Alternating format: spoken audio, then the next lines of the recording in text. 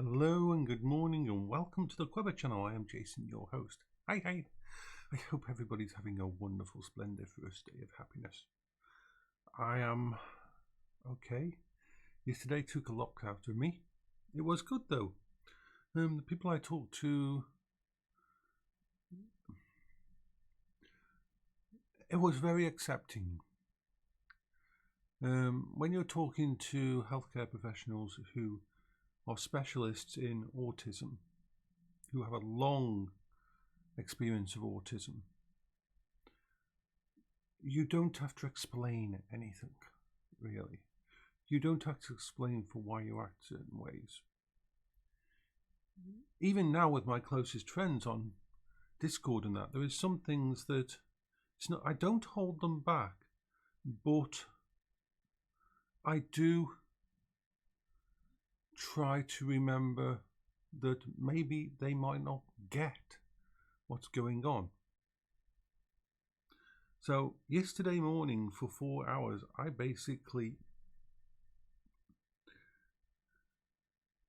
just let loose it all. I was just I didn't turn on any coping strategies. It wasn't, it was me at my, this is how I am. If I'm not in front of a camera, this is how I am. If I'm not with my friends on VRchat, this is how I am when I'm not in a Discord call with my friends. And it isn't bad. It isn't that I can't do these things or show you this side of me. It's just that the coping strategies that I have intrinsically, the routines they have intrinsically set up to keep me going each day and keep me from being distracted and from going off into my own little world, work really well. There's no deception in it. And it was interesting to talk about my lack of an ability to deceive and deception and that. And that's quite a common thing in some autistic people. Now, whether or not I will be classed as autistic, I don't know. I'm not going to second guess what happened in there.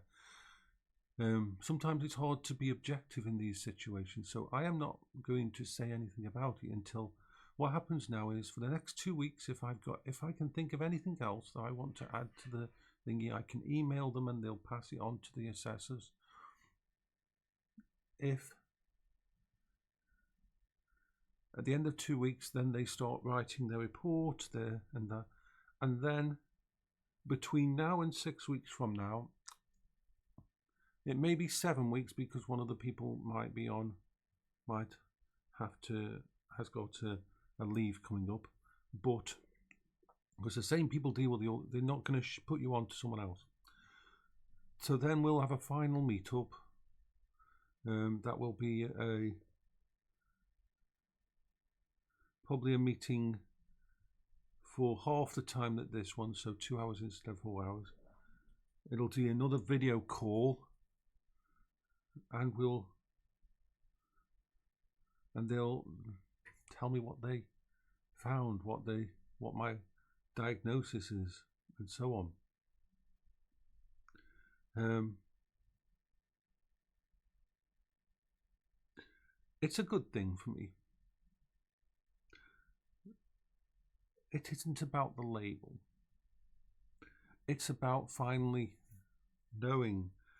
Every time when I've talked to everybody, I've always had to say that I've got an official diagnosis for ADHD, I've got an official diagnosis for Bipolar type 2, and I've got PTSD. But I've always have to say, whenever I've talked about autism and that, I've always had to say to you all, people think I'm on it. I believe I'm on it because of what other people have said in that, and even my healthcare professionals believe. In fact, we found one of the interesting things is it looks back in 2015, even back in 2015, someone had wrote on my mental health notes about autism and that should probably get tested for autism. So yeah, But until I've got that official thing, and this is important, while the self-diagnosis is valid to help you along your way, you cannot say that you're officially that. You can't say that where you are on it and that. I mean, they'll probably come back and tell me, oh, you're this and this is affecting you.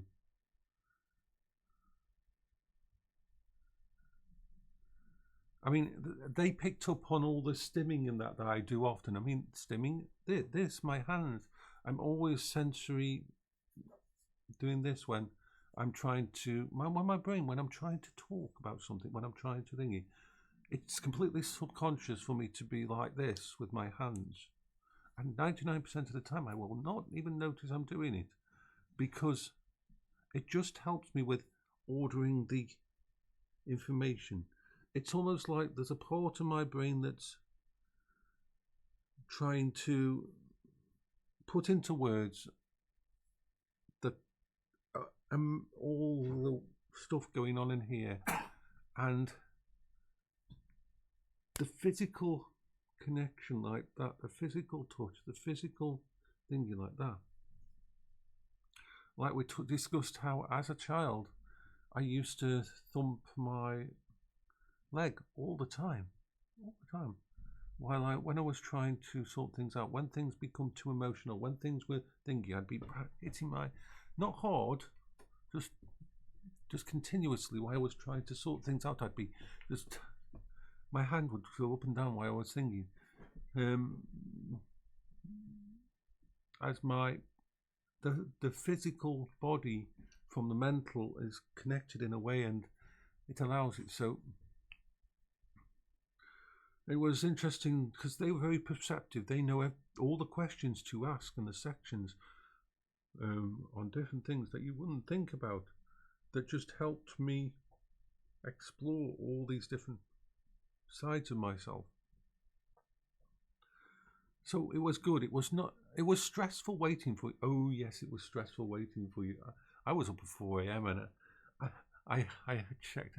I set up my tablet. My tablet is still here. My tablet from downstairs is still here. Why?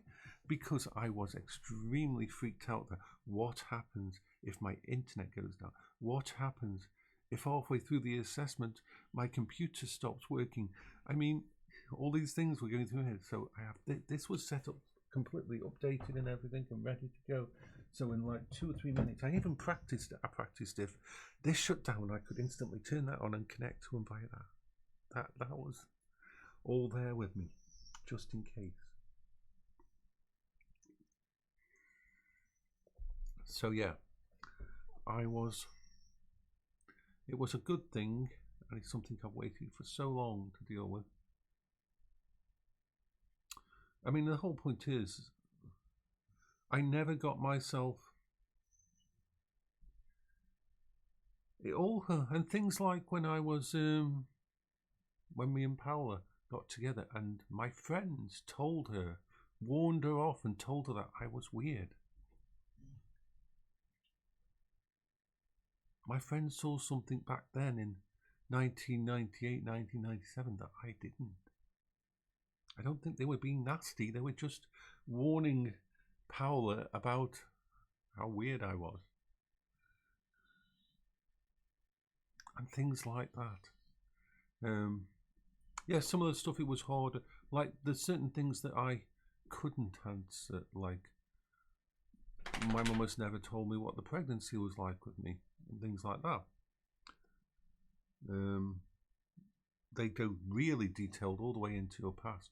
But thankfully, I've got a very good memory, and I could remember a lot of things that went on to do with schoolwork. How I spent all my time as an introvert. I never really made close friends.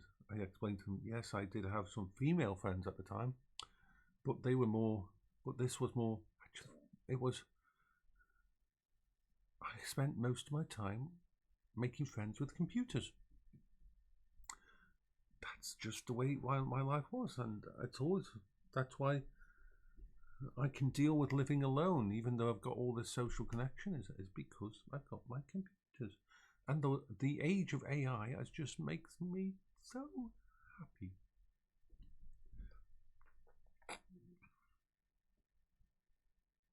So yeah, as you can see, the camera's working a lot better.